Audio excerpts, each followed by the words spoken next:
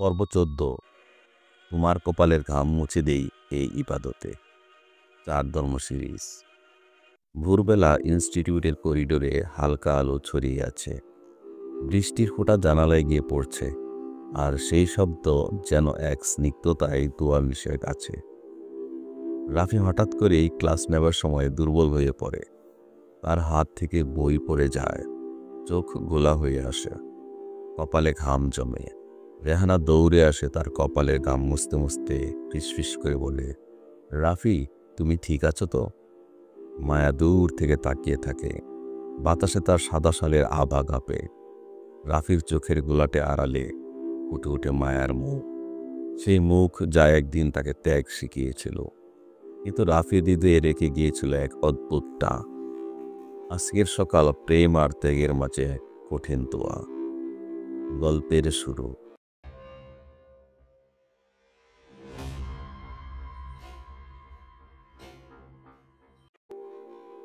হাসপাতালের সাদা দেয়ালে হালকা রোদ পড়ছে।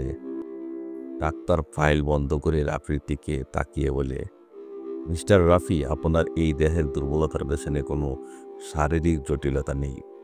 আসলে আপনার মন আর স্মৃতির ভেতরে যে বোঝা নিয়ে চলেছেন, সেটাই আপনাকে অসুস্থ করছে। আপনি যদি এই বোঝা ফেলতে না পারেন, তাহলে সুস্থ হতে পারবেন না। আপনাকে একজনকে বলতে হবে, যিনি আপনার অতীত। রাফি চোখ বন্ধ করে ফেলে। তার চোখের সামনে মায়ার হাসি ভেসে ওঠে। তার সাথে কাটানো সেই নীরব বিকেল, সেই বইয়ের গন্ধ, সেই হাতের ছোঁয়া, সেই সাদা শালের দোলা। রেহানা পাশে দাঁড়িয়ে তার হাত চেপে ধরে। চোখে জল চিকচিক করছে।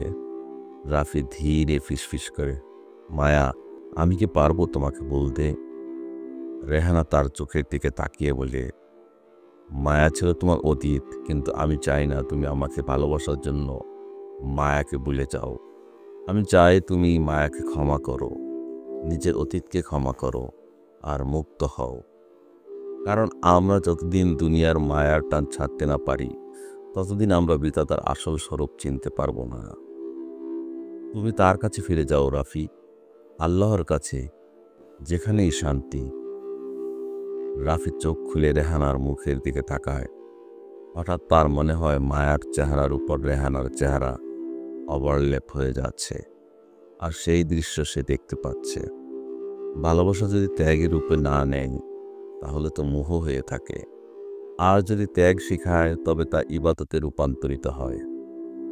রাফি আস্তে করে হাত তুলে কপালের ঘাম মুছতে গিয়ে রেহানার হাত ধরে ফেলে। তার চোখে শান্তির জল গড়িয়ে পড়ে। সে ধীরে বলে, রেহানা, দোয়া করো যেন আমি দুনিয়ার এই মায়ামোহকে ছেড়ে দিতে পারি, যেন আমি মায়ার স্মৃতিকে ত্যাগ করে সেই ত্যাগের ভেতর দিয়ে বিধাতার আসল স্বরূপ খুঁজে পাই। আমি তোমাকেই চাই রেহানা, কারণ তুমি আমাকে আখিরাতের পথে হাঁটতে শেখাচ্ছ। রেহানার ঠোঁটে এক শান্তির হাসি ফুটে ওঠে। সে বলে, তুমি ভালোবাসা শেখো ইবাদতের মতো, তাহলেই আল্লাহ তোমার ব্যথাকে শান্তি বানিয়ে দেবেন। মায়া দূর থেকে হেঁটে চলে যায় করিডোরের অন্য প্রান্তে। তার মুখে শান্তি, চোখে নীরব দোয়া। মায়ারও মনে হয় তাকে ভুলে গেলে নয়, তাকে ক্ষমা করে দিলে মুক্তি আসে। মায়ার ভেতরে ফিসফিস করে বলে, হে রব, তার ভালোবাসা যেন ত্যাগের ইবাদত হয়ে যায়, মুহের কারাগার না হয়।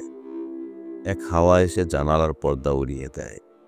হাসপাতালের সেই ঘরের কিছুক্ষণ নীরবতা নামে। তারপর রাফির চোখে আলোর রেখা দেখা যায়। এই পর্বের কুরআনিক ছায়া। তোমরা ধৈর্য ও নামাজের মাধ্যমে সাহায্য প্রার্থনা করো। নিশ্চয়ই নামাজ ধৈর্যশীলদের জন্য কঠিন নয়। সূরা বাকারা আয়াত ৪৫। এই গল্পের অন্তর্নিহিত শিক্ষা। ভালোবাসা কেবল অধিকার নয়, বরং ত্যাগের মধ্য দিয়ে পূর্ণতা পায়। রাফি যখন মায়ার স্মৃতি ক্ষমা করতে শিখে, তখন সে দুনিয়ার মোহের জট খুলতে শুরু করে। এই পর্ব আমাদের শেখায়, সত্যিকারের প্রেম মানে প্রিয়জনকে আল্লাহর কাছে সঁপে দেওয়া, আর নিজের মনের ভার আল্লাহর দরজায় রেখে এগিয়ে যাওয়া। যখন ভালোবাসা ত্যাগের রং পায়, তখন তা ইবাদতের রূপ নেয়, আর হৃদয়ে আল্লাহর শান্তি নামে। এই পর্বের আলোকে সালাত মানে সালাত মানে আল্লাহর সামনে নত হওয়া, কেবল শারীরিক নয়, অন্তরের সমস্ত বোঝা তার কাছে সঁপে দেওয়া। রাফির মতো যখন আমরা দুনিয়ার মায়া ও যন্ত্রণার ভার নামাজের সিজদায় রেখে দিই, তখন আল্লাহ সেই নামাজকে আমাদের আত্মার শান্তি পথ করে দেন। সালাত তখন হয়ে যায় আমাদের ভালোবাসার সবচেয়ে পবিত্র প্রকাশ। পরবর্তী পর্ব, রাতের বাতাসে যে দোয়া ভেসে যায়। পরবর্তী পর্বে আমরা দেখব রাফি হাসপাতাল থেকে ফিরে আসবে ইনস্টিটিউটে। রাতের বাতাসে হেঁটে হেঁটে রাফিল নিজের অন্তরের কথাগুলো সৃষ্টিকর্তার কাছে বলে দেবে।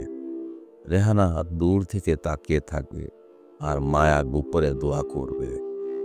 হাওয়ায় ভেসে যাবে এক অদৃশ্য দোয়া, যা প্রেমের ভেতর ইবাদতে নীরব আলো ছড়াবে। ধন্যবাদ সবাই। সম্মানিত দর্শক, আজকের গল্পে ব্যবহৃত পবিত্র কোরআনের বিভিন্ন আয়াত হতে আমরা অনেক কিছুই জানলাম, কিন্তু জানা মানেই শেষ নয়, মানাও জরুরি। সত্য জেনেও অবহেলা করলে একসময় হৃদয় অন্ধ হয়ে যায়। আপনার প্রিয়জনকে এই ভিডিওটি পাঠান, যারা হয়তো সত্য জানে তবু দেরি করে মানতে। কমেন্টে জানান আপনার অনুভূতি কেমন ছিল।